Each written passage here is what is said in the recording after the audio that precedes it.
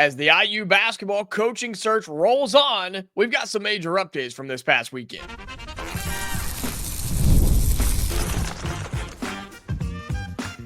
You are Locked On Hoosiers, your daily podcast on the Indiana Hoosiers. Part of the Locked On Podcast Network, your team every day.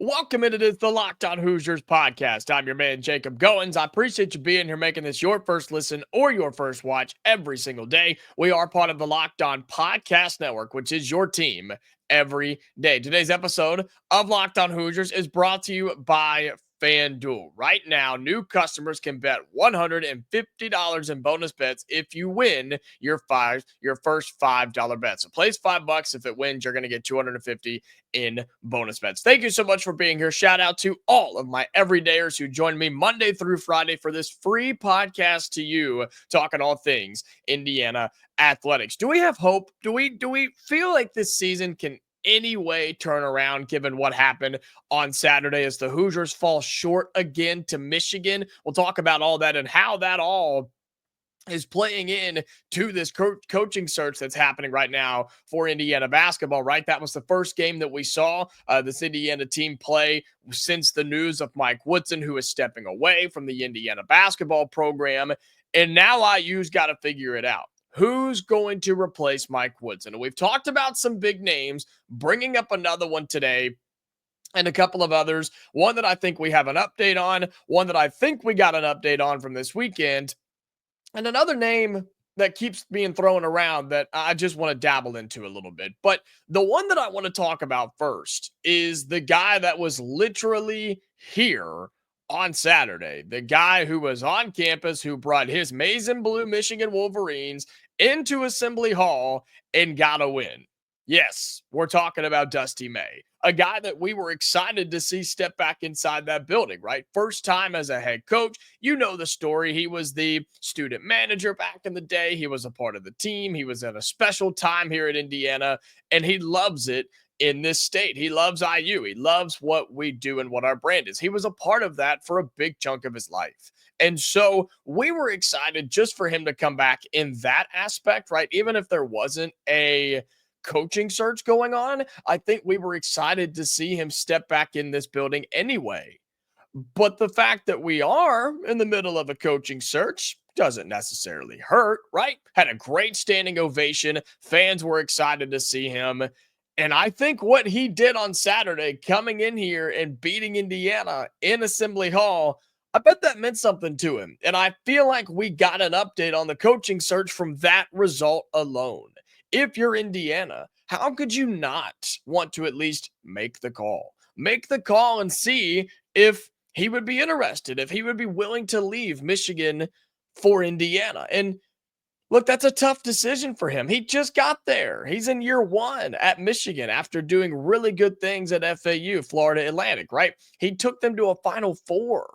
And I think he's got a team right now in Michigan that is Sweet 16, Elite 8 good if they get going in the tournament. I don't think they're Final Four good, but I do think they're able to make a run in March. They're capable. You saw it firsthand, man. Those guards can play. And when the big guys get going, we're going to talk about it in just a few minutes, that's a really legit team. And so it would be tough for him to leave that job. But I think he would do it for Indiana. And if you're the Hoosiers, it just makes sense. We talked about this on Friday, and given the result, I think it just backs that up. I think it just really shows how much sense it would make to go and get Dusty May from Michigan. And I think he would do it. I really, really do. I think he would do it. So I don't know what other qualification you want. I know he's doesn't have a ton of Power 4 experience, and I'm concerned about that too. I am. Believe me. I want to see the success at the Power 4 level, but coming in here and beating your own squad on your home floor while you're in the middle of a coaching search that his name is floating around in, yeah, not too bad of a resume builder for Dusty May. Another name that I think we have an update on, well, I know we have an update on, is a guy that we've mentioned in the past but haven't highlighted here as of late. He's the head coach at Baylor, and he's been a head coach for a long, long time, ladies and gentlemen. I'm talking about Scott Drew. Scott Drew from Baylor, a guy that has been coaching for a long, long time. He's been coaching for 23 years, okay? The guy's got a 65% winning percentage. Over 23 years, that's impressive. And I'm hearing that he would take this job. I'm hearing that Indiana would spark his interest and he would be willing to leave Baylor, a place that he has done incredible things. He's got great recruits, great wins, great history there. I'm hearing and being told he would leave for the Indiana job. And it makes sense. Indiana, I'm telling you, ladies and gentlemen, don't listen to those outside of here that say that Indiana is not a destination place. Don't listen to people outside of here who tell you that Indiana doesn't have the NIL to compete. Don't listen to people outside of here who tell you that the fan base in the university won't support a new head coach. That's just none of those things are true. Indiana is still a destination place that several people want to go. I know they've got the NIL money to compete. We have one of the richest rosters in the country right now. It's just not panning out for us because of the head coach. And the fan base in the university will support anybody that steps in that role. You've just got to win. And so Scott Drew's an interesting one because he turned down two big jobs this past offseason. Two programs, two of the biggest programs in college basketball that were looking for new head coaches. Louisville and Kentucky, both from the Bluegrass State. And of course, they ended up getting different guys because I think Scott Drew turned them down. Scott Drew said no. He was waiting because I believe that he believes Indiana's a bigger job. And so, do you want to go after somebody that has been coaching for 23 years? And I don't know how long he's got left, right? That's your concern with going after somebody a little bit older. Not saying he's old by any means, but he's been coaching a long time. Are you willing to risk it for that? Well, I think Indiana wants a proven head coach to take the new spot. I don't think we want to hire an assistant or possibly even an up-and-comer. That's more of a likely possibility, up-and-comer, rather than an assistant from somewhere. But I think you got to go hire a proven head coach at minimum. Then you start talking guys like Scott Drew, who could be going down in the Hall of Fame before it's all said and done. So I think that's a huge update on Scott Drew, me hearing that he would take the Indiana job. One more name just to run by you quickly, one that has kept coming up, and I haven't given it a ton of thought until just like for this episode, not just now. And it's Mick Cronin out at UCLA, a name that seems to get lost at times, seems to be forgotten about at times. And maybe that's just me. I don't know. But a guy that in 22 years of coaching, he's a 68% winning percentage coach. Took UCLA to a Final Four, grew up in Cincinnati, got to coach at Cincinnati, and then took the UCLA job, which seemed like a really good job. And look, he's been there for a long time. And he's 53 years old, so he still has coaching years left. I don't know if his vibe would fit Indiana. Am I crazy for saying that? I don't know if his very charismatic, open personality would fit here. I feel like we've had guys like this in the past, and it hasn't worked. I don't know, though. I'm throwing that out there because I've seen a lot of people bring up Mick Cronin. I just don't know if Indiana would make that call. And maybe they will. Maybe they'd interview him and decide, nah, that's probably not the route we want to go. I just thought it was an interesting name that I had not really thought about a whole lot of, but I wanted to put that on your radar as well, that maybe Indiana could go after Mick Cronin at UCLA. And if he would be interested, I think he would. I think he would leave UCLA for Indiana right now. I think it would be a jump up for him to leave UCLA to come to Indiana right now. So those three names are ones you need to keep an eye on for now. Update from Dusty May, thanks to a win inside of Assembly Hall this weekend. Also, Scott Drew, as I'm hearing, he would leave Baylor to take the Indiana job, which he did not last year for two programs in the Bluegrass State. And then keep your eyes on Mick Cronin as well. We'll see if there's any more development on him leaving UCLA, leaving Los Angeles to come here to Bloomington. All right, coming up here on Locked On Hoosiers, we're going to look at that game from this past weekend. It's Indiana.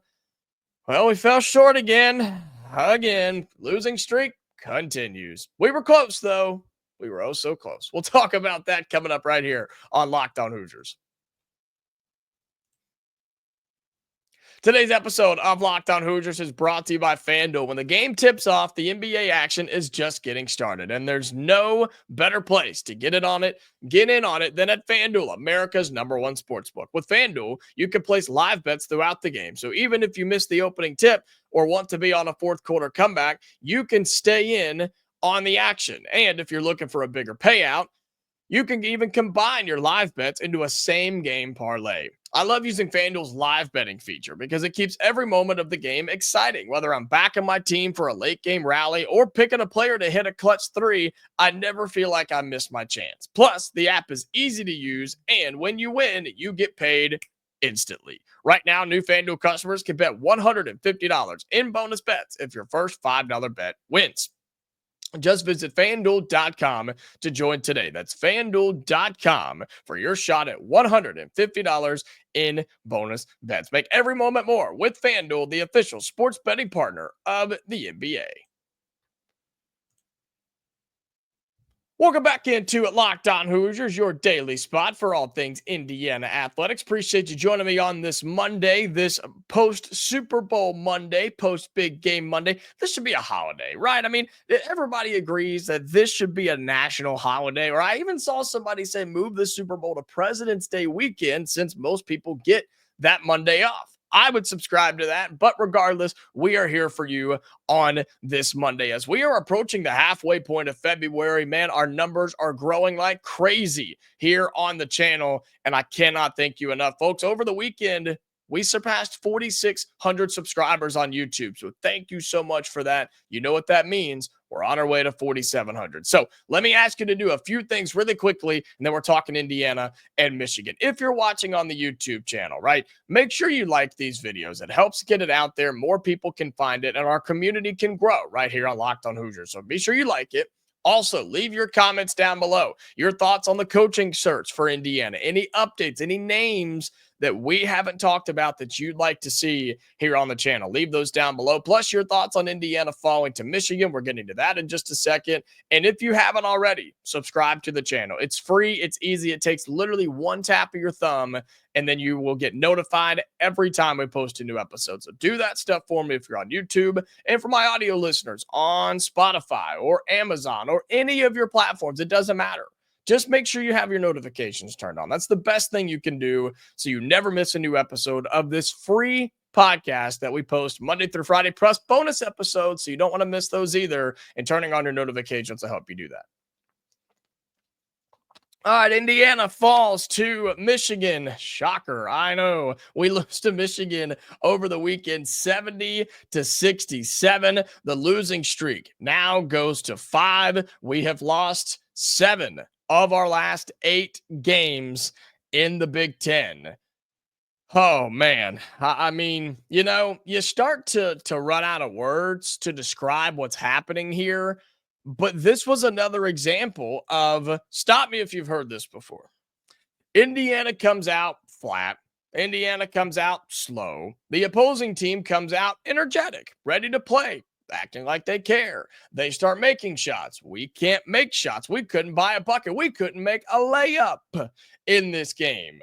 And all of a sudden, you look up after the first 20 minutes, 43-27. Well, that was fun. Let's head home. Let's go get a beer. Let's go do literally anything else but watch this basketball game. And I'm sure you were the same way.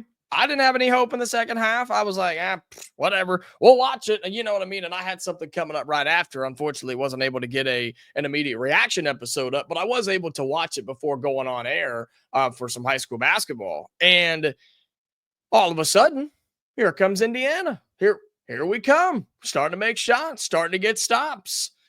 All of a sudden, Indiana's back in the game. I was like, what the heck is going on, right? You watch it, and it's like, wow, there is a little fight in there. There is a little energy in there. Maybe, are we going to do this? Are we going to pull this off? We're in it. And then you're not. And Michigan wins. Right? Michigan wins 70-67. And, you know, I can't even be mad about losing at the very end, because you just kind of expected that, right? You expected, even though we made this great run, we started making shots, we started playing with effort, we were turning them over, we were stopping them on defense, we were running in transition, we were making our threes. I mean, things were just going the right way. But you knew what was going to go down. You knew how this game was going to finish. And yes, we technically covered a 3.5 point spread. It's because of a 3/4 court heave at the end of the game. But hey, great shot. But we lost by a couple of possessions in this game. But I want to show credit. I want to show love to this Indiana squad, because how many times have we seen them just throw in the towel and give up in that scenario? But they found something. They found a spark. And you start looking at the numbers for this game, right? And it's like, okay, Indiana had Renew with 16. It was great to see him actually get involved. And he was a big part of that second half, right? He had 16. Mackenzie Mbako had 15. Anthony Leo had 12. Our boy made 3 of 3 from downtown, right? I mean, hey, however you get it done is fine by me. But the problem was that's all you had. I mean, yeah, Trey had 9. Trey had 9 off the bench, but man, you can't afford, if you're Indiana, to only have 6 points and 4 rebounds from Umar Ballo. You can't do that. Who's been your leading scorer as of late, and definitely your leading rebounder throughout the season. You just can't. You can't afford that, right? Also, starting point guard Miles Rice, stop if you've heard this one before, had 2 points, went 1 of 6 from the floor, had 1 assist and 1 turnover. He was a non-factor, folks. He was a non-factor in this game, was Miles Rice. That's your starting point guard, by the way, just so we're all clear on that. And you just didn't get a whole lot of help from anywhere else. And so, look, you can't score 67 points and expect to win a Big Ten game. Defense really stepped it up after giving up 43 points in the first half. You hold them to 27 big ones in the second half. That was winning basketball for this Indiana team. And if you did that, I'm not even asking you to do that for 40 minutes. How about 30? How about 30 minutes of that type of defense? If you do, you're going to win the game, because, man, they couldn't miss in that first half. Trey Donaldson started with like 9 or 10 points to get the game going. Their point guard, who I really, really like, and I told you was a stud and was going to give us trouble. But listen to the difference, right? You let 3 guys beat you if you're Indiana from Michigan. You let Golden beat you, you let Danny Wolf beat you, and you let Trey Donaldson beat you. They had 18, 20, and 18. Nobody else had more than 4 for them. You literally let 3 guys beat you. 3 guys that we talked about on Friday that were good enough to do it. And they absolutely did. Look, Danny Wolf and Golden are really, really good. They're good players. And the 1-2 punch that they bring is impressive. And could you imagine Indiana with a point guard like Trey Donaldson and what he did against the Hoosiers Saturday? 7 of 15 from the floor, had 4 rebounds, 3 assists. He did have 3 turnovers, but he had 18 points, did Trey Donaldson, which helped spark their beginning of the game run that gave them such a big lead at the half. I mean, he would be so good with us. And I think it would elevate Indiana just exponentially if you could have a point guard like that.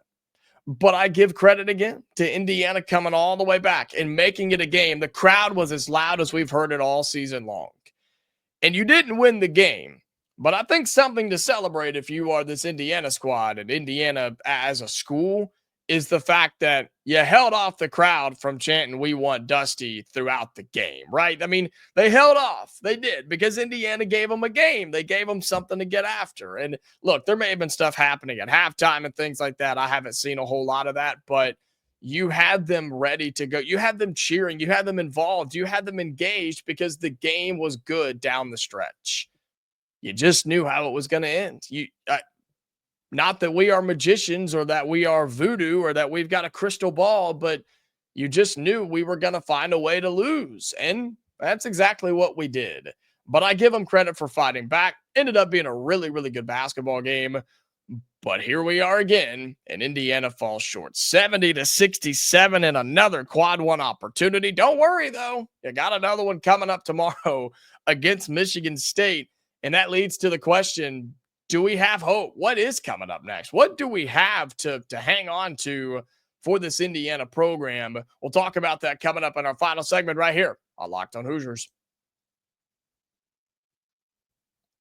Final segment here on Locked On Hoosiers. Again, thank you so much for being here. Really, really do appreciate you. If you're looking for something else to listen to or to watch while you're getting through the workday, driving to and from, or dropping kids off, to cooking dinner, whatever you're doing, if you need other things to listen to get you through the day, we've got so many shows on this network of Locked On. It's unbelievable. If you're in a college basketball season, get into Locked On College Basketball. If you want to get in on the offseason football stuff, Locked On College Football with Spencer McLaughlin. We do have a new show with Brian Smith, our Locked On recruiting expert, IU grad. It's called The Portal. He's going over everything in terms of transfer portal, high school football recruiting. It's a dead period right now, but still a lot of workouts and things going on. So there's all sorts of shows to get you through the day. How about Locked On Big Ten with Craig Sheeman, IU grad? Go check that out as well. So we've got a ton of shows for you to get entertained and be entertained throughout your day here on the Locked On Podcast Network. Do we have hope for Indiana? Is this season over? Is it over? Is it done? I continue to say, and this loses its validity as the days go on, could we still make the tournament? Is that a possibility? Call me crazy. Call me crazy. Go ahead. Say it verbally. I think you still can, because you have, what do we have? 2, 4, 6, 7 games left in the season. 7. You play at Michigan State tomorrow, which we'll talk about in a second. You have UCLA coming in this weekend, or on Friday for Valentine's Day. You have Purdue at home next week. Then you've got an easier stretch before you take on Ohio State in the season finale. To do any sort of, or have any sort of chance, I think you have to beat those top 10 teams on your resume or on your schedule. I think you have to beat Michigan State on the road, and I think you have to beat Purdue at home. I think you probably got to win out just to show the committee, hey, we are worthy of being in. We are a worthy team of playing in the NCAA tournament. Do I think we're good enough? I don't know. Probably not. Have we done anything up to this point that would put us anywhere near a bracketology? No, not at all. But if you get hot down the stretch, you might be rewarded for that. I don't know. We're going to have to see. Do I think we win the rest of our games? No, absolutely not. But I'm saying if you are looking for some possible way to get in, that would be the way to do it. And, you know, I kind of jokingly, half jokingly, somewhat jokingly asked the question, do we have hope? This season, at this point, right, Indiana decided we're going to make this announcement. And they officially did, as you saw, about Mike Woodson. He's going to step down. We're going to start this coaching search. That does give the fans hope. And we've been asking the question, why now, right? Why did they decide to do it over halfway through the season and in early February? I mean, the timing seemed really weird. But that's why they did it, because this program is at an all-time low right now. This season in particular, it's bad. It's not going good. And they said, let's give them some positivity. Let's give them a little spark just to get them to the finish line. We're going to drag them with by their feet, but we're going to get the fans to the finish line because better things are ahead. And that is something to at least hold on to. And if this team plays like they did against Purdue and Michigan, I'm happy to sit down and watch that game and then hop on a podcast and talk about the team that fights for 40 minutes and just comes up a little bit short, right? Purdue and Michigan games were prime examples of that. That makes me proud of Indiana. But some of those games, man, the Wisconsin game, or even the Maryland game too, right? The Northwestern one, that one hurt. I forgot about that one. But the Illinois game, the Iowa game, those types of ones make me just want to turn it off and not even watch it, because it's so difficult to get excited and passionate for a team that's not excited and passionate about themselves. But I don't think that was the case, at least in the second half against Michigan. I don't know what it was. I don't know what sparked them, but they figured it out a little bit. Started to find an offensive rhythm, started to move the ball around, started to make some shots. And it showed, and you saw how great Indiana can be. And whether that was a selling point to Dusty May, who was here, whether it's to a guy like Scott Drew, Mick Cronin, Bruce Pearl, Brad Stevens, I don't know, right? Indiana's going after big, big names. but that should give you hope. That should give you hope that this program is at least trying. They're going in the right direction and trying to fix the future of Indiana basketball. This season's probably washed, let's just be honest here, but the hope is in the future and what Indiana's trying to do with some of the biggest names in college basketball head coaches, and they're trying to get them right here as your next coach of the Indiana Hoosiers. All right, that's going to do it for today's episode of Locked On Hoosiers. Again, thank you so much for being here. We're on our way to 4,700 YouTube subscribers. So if you haven't already, hit that subscribe button, like the video as well. Leave your thoughts in the YouTube comments down below. All my audio listeners, subscribe, follow, whatever you got to do to where you never miss a new episode of the Locked On Hoosiers podcast. We are back tomorrow, Hoosier fans. And until then, stay safe, and I'll talk to you later.